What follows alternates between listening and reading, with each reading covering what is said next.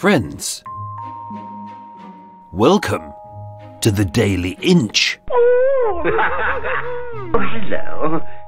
While I'm away researching Murder Mile, here's a little treat to keep you entertained over the next 3 weeks. 15 little stories which are fun, rambly, informative, but not essential to listen to. Each story's been written and presented in a tongue-in-cheek way and are not for the easily offended. Murder Mile returns on Thursday the 3rd of November 2022. But until then, there's this.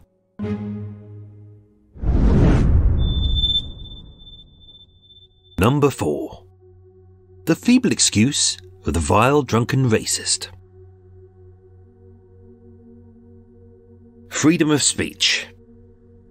It's a beautiful thing, but it does require a whole brain cell to understand the impossibly difficult concept that having the right to say what you think also means having the ability to hear someone else's opinions and beliefs, which might not precisely mirror your own. It's not a one-way street. Some people get it, but others don't.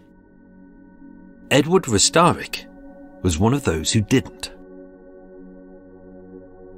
Now, before we get our gnashers into this particularly racist side helping of socially volatile hot potato, I must warn you, not only does this story contain a selection of rather unsavoury nuggets of racism, which I shall bleep, so it resembles Eva's expletives when I'm late with a post-vodka curried kebab, but it also comes with quite possibly the weakest and most baffling excuse for racism ever.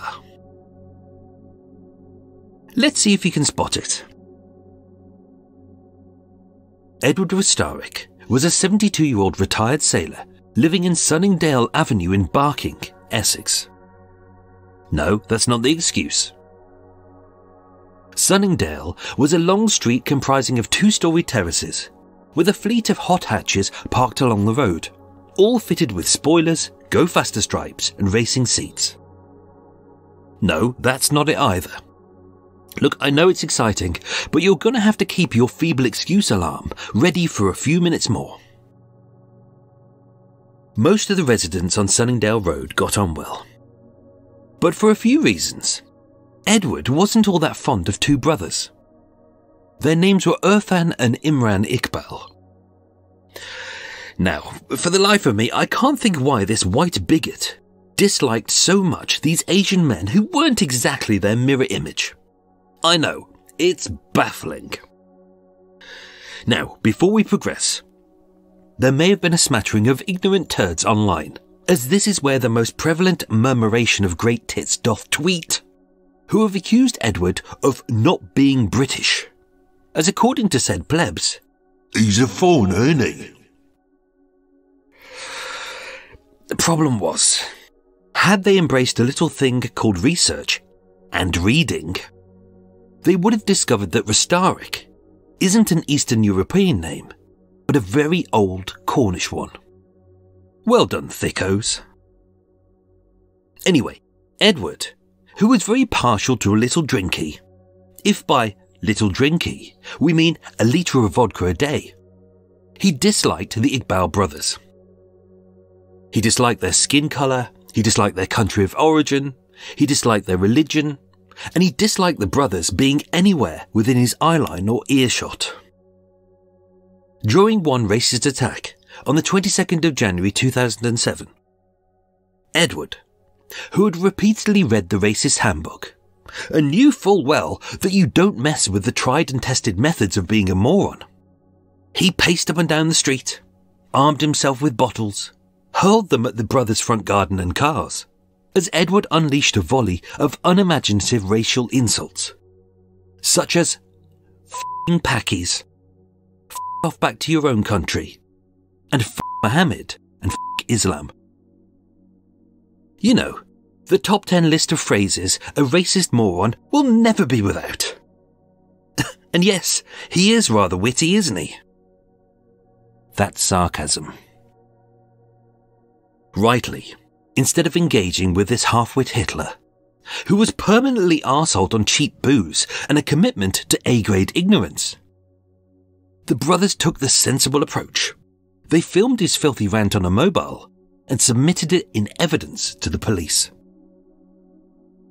Tried at Snaresbrook Crown Court, Edward, who already had a string of convictions for racial abuse, antisocial behaviour, alcoholism and common assault, such a lovely man, was found guilty. He was ordered to pay £1,000 in costs, and being spared a jail sentence, Edward was given an ASBO, an antisocial behaviour order, which banned him from making racist comments to his neighbours, smashing glass in the street, or causing a nuisance in Sunningdale Avenue. But anywhere else was fine. What? Are you worried that you missed his feeble excuse for being a racist? Don't worry, it's coming. In a court of law, having sworn on the Bible, Edward claimed that he wasn't swearing at the Feqable brothers and abusing the fact that they were Muslims. He was in fact calling his cat, whose name... Oh God, this is going to really hurt me to repeat. Whose name, he claimed, was Muesli.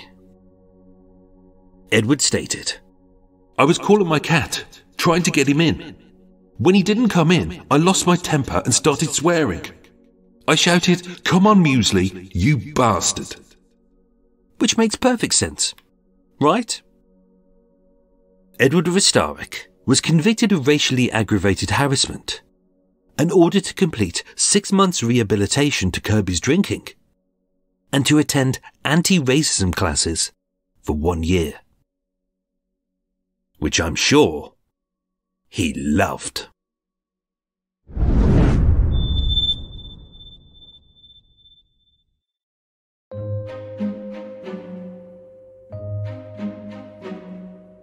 The Daily Inch returns tomorrow.